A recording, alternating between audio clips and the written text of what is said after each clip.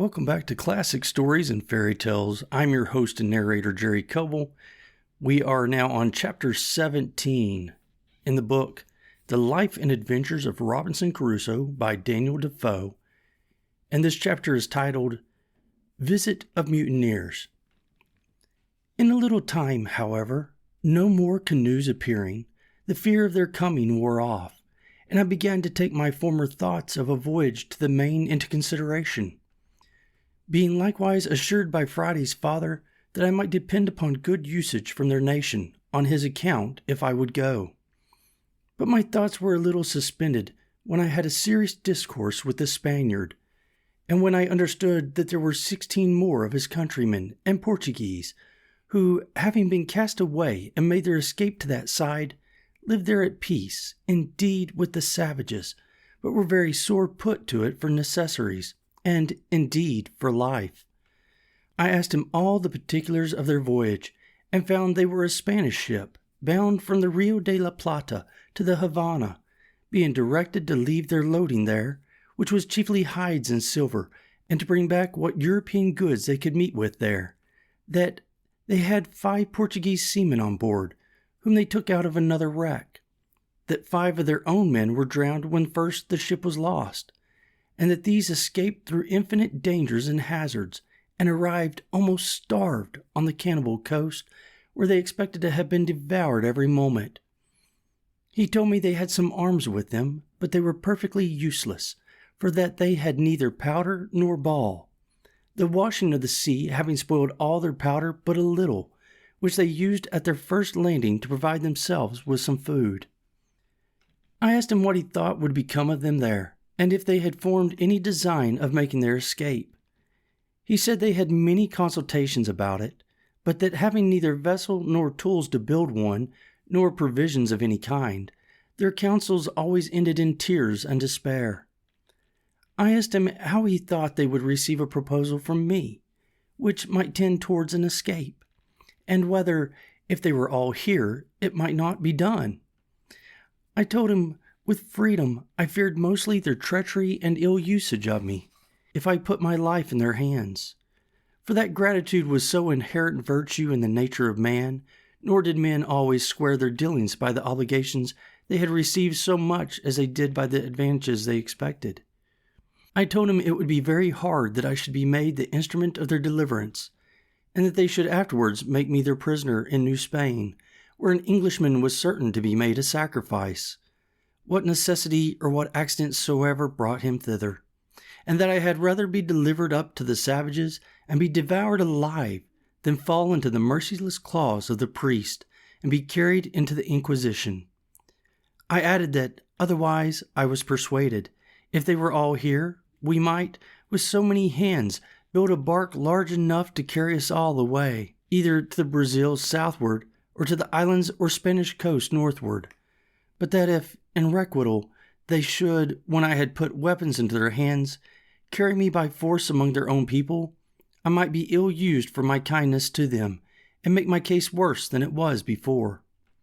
He answered with a great deal of candor and ingenuousness that their condition was so miserable, and that they were so sensible of it, that he believed they would abhor the thought of using any man unkindly that should contribute to their deliverance, and that, if I pleased, he would go to them with the old man, and discourse with them about it, and return again and bring me their answer, that he would make conditions with them upon their solemn oath, that they should be absolutely under my direction as their commander and captain, and they should swear upon the holy sacraments and gospel to be true to me, and go to such Christian country as I should agree to, and no other, and to be directed wholly and absolutely by my orders till they were landed safely in such country as I intended, and that he would bring a contract from them, under their hands, for that purpose. Then he told me he would first swear to me himself that he would never stir from me as long as I lived till I gave him orders, and that he would take my side to the last drop of his blood if there should happen the least breach of faith among his countrymen. He told me they were all of them very civil, honest men, and they were under the greatest distress imaginable, having neither weapons nor clothes nor any food, but at the mercy and discretion of the savages. out of all hopes of ever returning to their own country, and that he was sure if I would undertake the relief, they would live and die by me. Upon these assurances, I resolved to venture to relieve them, if possible, and to send the old savage and the Spaniard over to them to treat.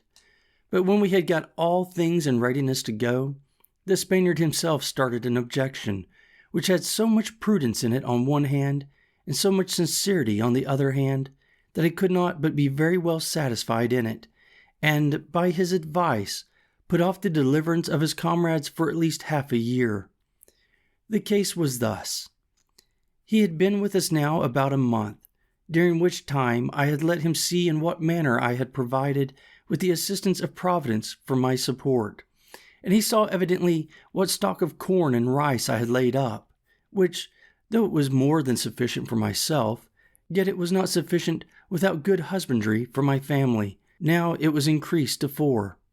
But much less would it be sufficient if his countrymen, who were, as he said, 16 still alive, should come over. And least of all would it be sufficient to victual our vessel, if we should build one, for a voyage to any of the Christian colonies of America. So he told me he thought it would be more advisable to let him and the other 2 dig and cultivate some more land, as much as I could spare seed to sow, and that we should wait for another harvest, that we might have a supply of corn for his countrymen when they should come. For want might be a temptation to them to disagree, or not to think themselves delivered, otherwise than out of one difficulty into another. You know, says he, the children of Israel, though they rejoiced at first for their being delivered out of Egypt, yet rebelled even against God himself, that delivered them when they came to want bread in the wilderness. His caution was so seasonable and his advice so good that I could not but be very well pleased with his proposal, as well as I was satisfied with his fidelity. So we fell to digging, all 4 of us, as well as the wooden tools we were furnished with permitted, and in about a month's time, by the end of which it was seed time, we had got as much land cured and trimmed up as we sowed 22 bushels of barley on, and 16 jars of rice, which was, in short, all the seed we had to spare. Indeed, we left ourselves barely sufficient for our own food for the 6 months that we had to expect our crop. That is to say, reckoning from the time we set our seed aside for sowing, for it is not to be supposed it is 6 months in the ground in that country. Having now society enough, and our numbers being sufficient to put us out of fear of the savages, if they had come, unless their number had been very great, we went freely all over the island whenever we found occasion. And as we had our escape or deliverance upon our thoughts, it was impossible, at least for me, to have the means of it out of mine. For this purpose I marked out several trees, which I thought fit for our work, and I set Friday and his father to cut them down. And then I caused the Spaniard, to whom I imparted my thoughts on that affair, to oversee and direct their work. I showed them with what indefatigable pains I had hewed a large tree into single planks, and I caused them to do the like, till they made a dozen large planks of good oak near 2 feet broad, 35 feet long, and from 2 inches to 4 inches thick. What prodigious labor it took up, any one may imagine. At the same time, I contrived to increase my little flock of tame goats as much as I could.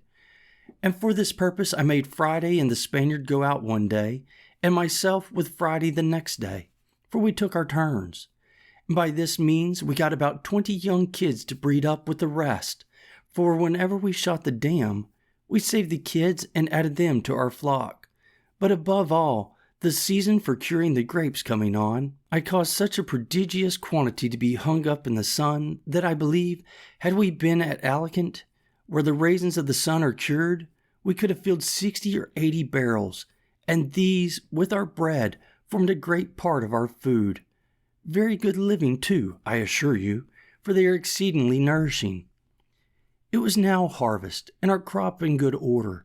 It was not the most plentiful increase I had seen in the island, but, however, it was enough to answer our end. For from 22 bushels of barley, we brought in and thrashed out about 220 bushels, and the like in portion of the rice, which was store enough for our food to the next harvest, though all the 16 Spaniards had been on shore with me, or, if we had been ready for a voyage, it would very plentifully have victualled our ship to have carried us to any part of the world, that is to say, any part of America. When we had thus housed and secured our magazine of corn, we fell to work to make more wickerware, great baskets, in which we kept it, and the Spaniard was very handy and dexterous at this part, and often blamed me that I did not make some things for defense of this kind of work, but I saw no need of it. And now, having a full supply of food for all the guests I expected, I gave the Spaniard leave to go over to the main to see what he could do with those he had left behind him there. I gave him a strict charge not to bring any man who would not first swear in the presence of himself and the old savage that he would in no way injure, fight with, or attack the person he should find in the island, who was so kind as to send for them in order to their deliverance, but that they would stand by him and defend him against all such attempts, and wherever they went would be entirely under and subjected to his command, and that this should be put in writing and signed in their hands. How they were to have done this, when I knew they had neither pen nor ink, was a question which we never asked. Under these instructions, the Spaniard and the old savage, the father of Friday,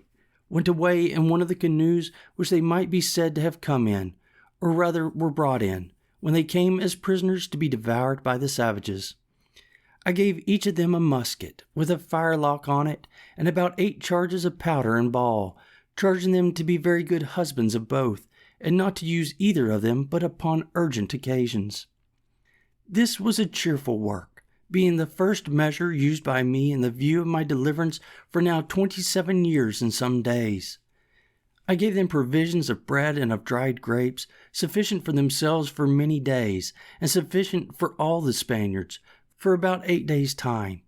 And wishing them a good voyage, I saw them go, agreeing with them about a signal they should hang out at their return, by which I should know them again when they came back at a distance before they came on shore. They went away with a fair gale on the day that the moon was at full, by my account in the month of October. But as for an exact reckoning of days, after I had once lost it, I could never recover it again, nor had I kept even the number of years so punctually as to be sure I was right, though, as it proved when I awkwardly examined my account, I found I had kept a true reckoning of years. It was no less than 8 days I had waited for them, when a strange and unforeseen accident intervened, of which the like has not, perhaps, been heard of in history. I was fast asleep in my hutch one morning, when my man Friday come running in to me, and called aloud, "Master, master, they are come, they are come." I jumped up, and regardless of danger I went, as soon as I could get my clothes on, through my little grove, which by the way was by this time grown to be a very thick wood. I say, regardless of danger, I went without my arms, which was not my custom to do. But I was surprised when, turning my eyes to the sea, I presently saw a boat at about 1.5 leagues distance, standing in for the shore, with a shoulder of mutton sail, as they called it, and the wind blowing pretty fair to bring them in. Also, I observed presently that they did not come from that side which the shore lay on, but from the southernmost end of the island. Upon this I called Friday in, and bade him lie close, for these were not the people we looked for, and that we might not know yet whether they were friends or enemies. In the next place, I went in to fetch my perspective glass to see what I could make of them, and having taken the ladder out, I climbed up to the top of the hill, as I used to do when I was apprehensive of anything, and to take my view the plainer without being discovered. I had scarce set my foot upon the hill when my eye plainly discovered a ship lying at anchor, at about 2.5 leagues distance from me, south-southeast, but not above 1.5 leagues from the shore. By my observation, it appeared plainly to be an English ship, and the boat appeared to be an English longboat. I cannot express the confusion I was in, though the joy of seeing a ship, and one that I had reason to believe was manned by my own countrymen, and consequently friends, was such as I cannot describe. But yet I had some secret doubts hung about me. I cannot tell from whence they came, bidding me keep upon my guard. In the first place, it occurred to me to consider what business an English ship